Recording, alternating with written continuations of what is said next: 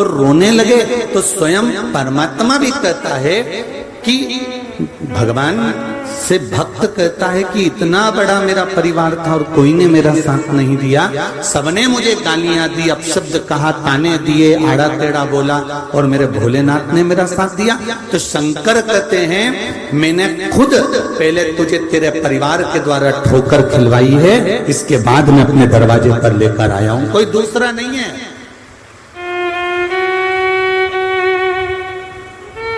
पूरी परीक्षा दिलवा देता है मेरा शंकर, मेरा राम, मेरा कृष्ण आपके सामने पूरी परीक्षा भी दिलवा देगा, ये परीक्षा है और ये देना है। एक पत्र देखिए आया है,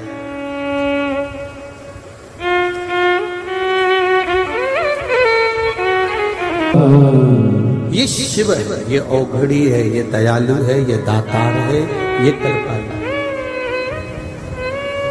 आपकी चित्तवृत्ति, आपका मन, आपकी बुद्धि अगर शंकर में लगी है, शिव में लगी है, तो ये निश्चित है कि वो आपके दुख की घड़ी में तो खड़ा ही है, आपके सुख में भी आपके साथ निरंतर चल रहा है। वो शिव है, निरंतर जो चल रहा है।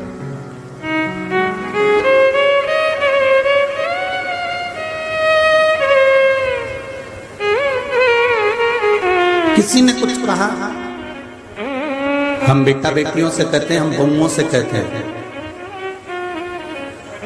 हम बहुओं से भी कहना चाहेंगे। कई बार बहुएं पत्र लिखती हैं हमको भी और कहती हैं गुरुजी आप हमें सब बहू के लिए कहते हो, कभी कभी सास के लिए भी तो बोला करो।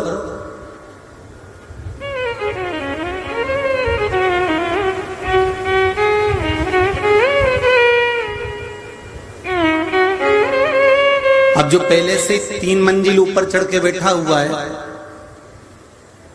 और तुम बाल्टी कपड़े की लेकर 3 मंजिल ऊपर जा रही हो, तो जो ऊपर चढ़ के बैठा है उसको समझाया जाएगा कि जो बाल्टी लेकर जा रही है उसको समझाया जाएगा? बोलो जरा जम के बोलो।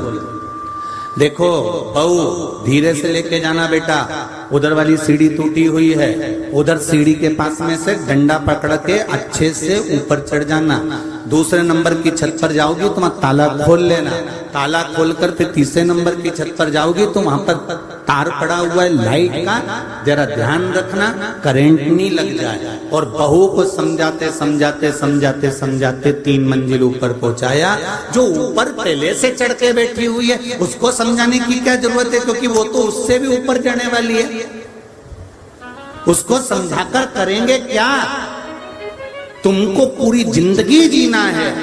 वो 80 में पहुंच गई, 70 में पहुंच गई, 65 में पहुंच गई, उसके बाद की कोई गारंटी नहीं है कब निपटी जाए, किसको मालूम है। पर तुम तो अभी 30 की हो, 32 की हो, 34 की हो, 40 की हो, तुमको तो अपनी अभी जिंदगी जीना है। उन्होंने तो अपने बच्चों को पाल पोस कर बड़ा कर विवाह कर दिया, तुम्हारे जैसी बहू आ गई। अभी तो तुम्हारी इतनी सी औलाद जिनको ABCD सिखाने के लिए 25 बार सोचना पड़ता है, स्कूल भेजने से पहले टिफिन बनाकर कितना मशक्कत करना पड़ती है, तब जाकर तुम उसको स्कूल भेजते हो। जरा विचार करो, अभी तो तुम्हारी जीवन की शुरुआत है। अगर सुधरना है तो आपको सुधरना पड़ेगा। ये तो पहले से ही चढ़े चढ़ाए बैठे हुए हैं, इनको सुधारने की जरूरत नहीं, इनको समझाने की जरूरत नहीं, समझना अपने को पड़ेगा। अपन समझेंगे आगे बढ़ेंगे।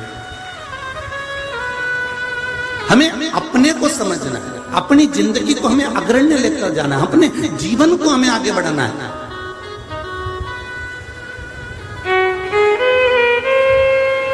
हम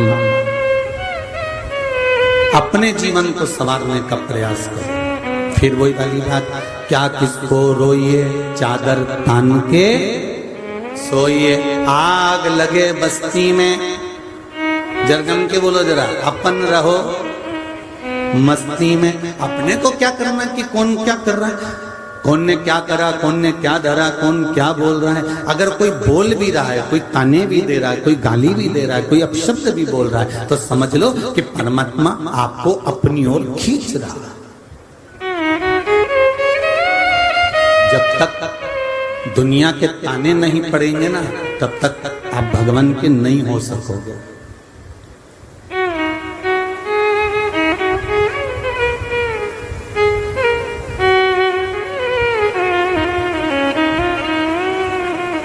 जब सारी दुनिया के ताने पड़ जाते हैं, अब शब्द मिल जाते हैं, खूब गालियां मिल जाती है, उसके बाद आप फिर भगवान की ओर जाते हैं, फिर परमात्मा की।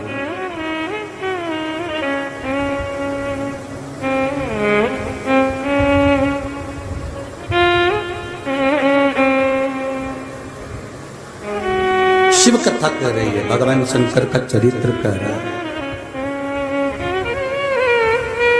व्रत वाले दिन, उपवास वाले दिन, साधना वाले दिन, परमात्मा को प्राप्त करने वाले दिन आपका मन, आपकी इंद्रियां आपको उचिष्ट करे,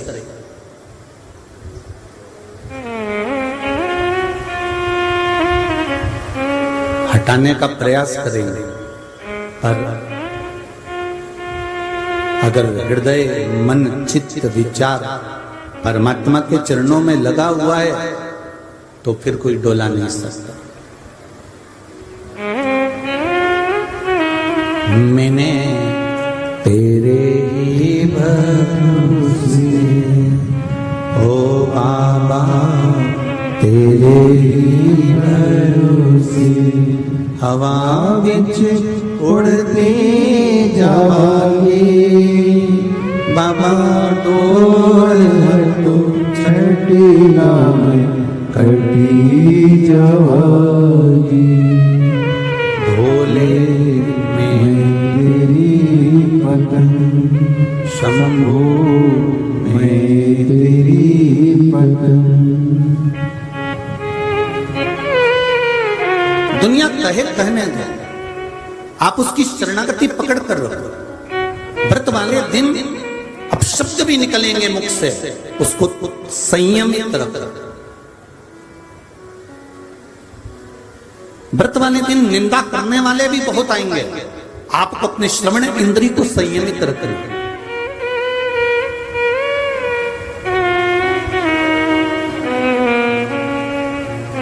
व्रत वाले दिन हो सकता है आप टीवी देख रहे हो, मोबाइल देख रहे हो, कुछ गलत भी सम्मुख में आ सकता है, पर अपने नेत्रों को संयमित रखना है।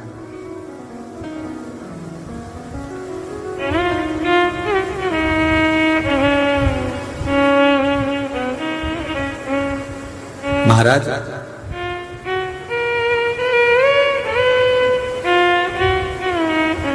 जहर में भी उतना जहर नहीं होता,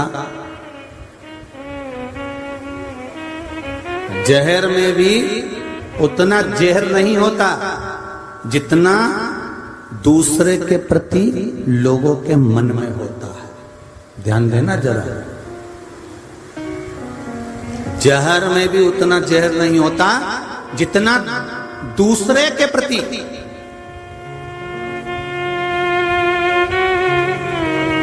दूसरे व्यक्ति के प्रति मन में प्रकट हो जाता। क्यों?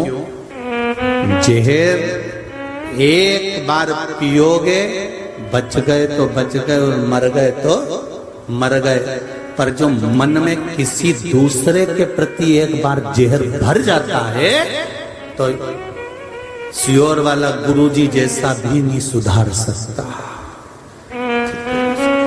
बहुत कठिन। अच्छा पीठाधीश, मठाधीश, खूब बड़ा बड़ा गादी पे बैठने वाला कोई संत, कोई साधु, कोई महात्मा, कोई जोगी, कोई सन्यासी, कोई तपस्वी, कोई साधक भी फिर उसको नहीं समझा सकता। बहुत कठिन।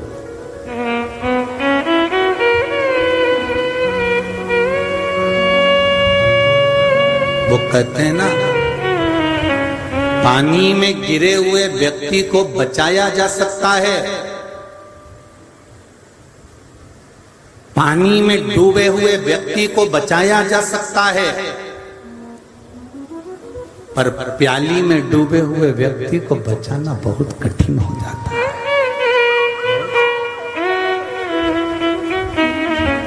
पानी में डूबा हुआ व्यक्ति को निकाल सकते हो, पानी में डूबे हुए व्यक्ति को बचा सकते हो, पानी में डूबे हुए व्यक्ति को पानी में से निकाल सकते हो। पर जो प्याली में डूब गया, नशे में डूब गया, और वो नशा किसी केवल मदिरा का नहीं होता, अहंकार का, काम का, लोभ का, आसक्ति का, वासना का, तृष्णा का, मदिरा का, काया का, सुंदरता का, वैश्यवृत्ति का, मांसाहार का, वैश्यगमन का, ये सब नशे ही तो है। ये सब नशे नहीं तो और क्या है? आप पानी में कोई डूब रहा है ना, उसको बचा सकते हो, पानी में कोई डूब गया उसको निकाल सकते हो, पानी में अगर कोई गिर गया तो उसको आप बचा सकते हो। पर प्याली में अगर कोई डूब गया है, नशे में अगर डूब गया है, तो उसको जितना जितना आप समझाओगे उतना और वो उसमें डूबता चले जाएगा।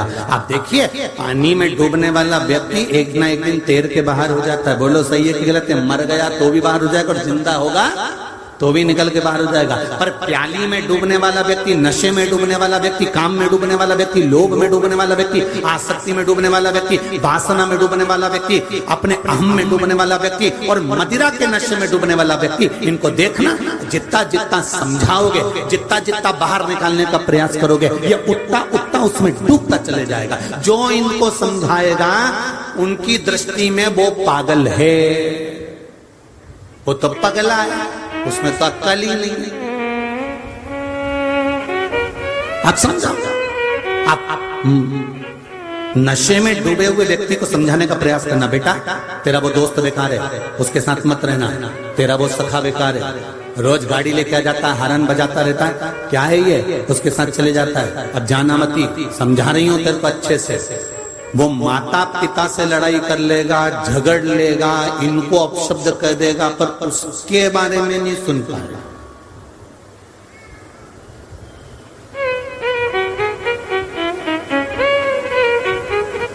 आज अखबार में एक न्यूज पढ़ी थी, यहाँ के अखबार में नहीं थी, कहीं दूसरी जगह का अखबार था, फेसबुक पे डला हुआ था, और बच्चे छोड़कर, रिश्ते छोड़कर, सबको छोड़कर, अपने बच्चों को छोड़कर, अपने काम धंधे को छोड़कर आप कहीं तीर्थ में जाकर बैठ जाओ, या आप बैरागी बन जाओ, संत बन जाओ, साधु बन जाओ, सन्यासी बन जाओ, या कहीं तीर्थ में जाकर बैठ जाओ, तो उसमें सफलता, उसमें कोई प्रसन्नता, उसमें कोई आनंद नहीं है।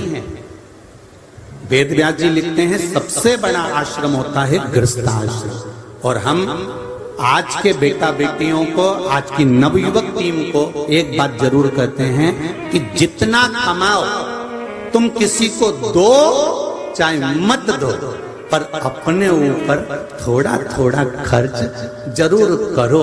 उसी तरह शिव पुराण कहती है कि जितनी जिंदगी मिली है उसमें थोड़ा थोड़ा परमात्मा के भजन में लगाते चलो। तो ये नवयुवक टीम थोड़ा थोड़ा लगाती है ना, तो उसमें इनकी प्रसन्नता, उसमें इनका आनंद।